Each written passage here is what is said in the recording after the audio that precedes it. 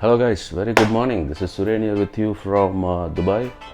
I'm here to talk about the worktop which I made by myself. Please take a look here. Work table or whatsoever. So this is my table which I did for myself, and I just want to show you how I did it in just few seconds. Why I did this table, because I do have an IKEA table here, but I found it very, I bought it for 120 dirhams. So the quality is not that great, for the price. Started with the pallets. I bought the Europallets, which is very good. Buy a Europallet.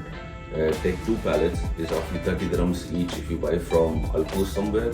There are gaps in the pallet, right? So how do I fix it? So I decided to open up each of the pieces and try to stick together, and decided to nail it and put some glue on it, and then sand it later.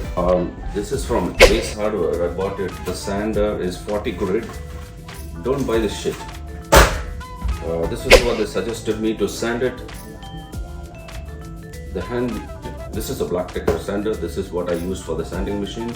It's very cheap and effective. This is the Jigsaw which I bought on Amazon as well. If I want to cut any wood, it does it. This is a TEENO. This is a cordless driller. I got this on Amazon for 250 dirhams. A very good one. It's a very cheaper one, and it's only 250 dirhams, and it does the work perfect. The major cost was all the tools which I bought.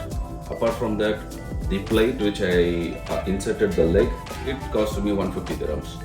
So you can say roughly I spent around 500 to 600 dirhams to make this table. That will last long.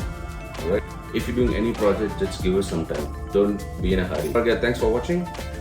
I'll keep you posted with more videos. See you soon.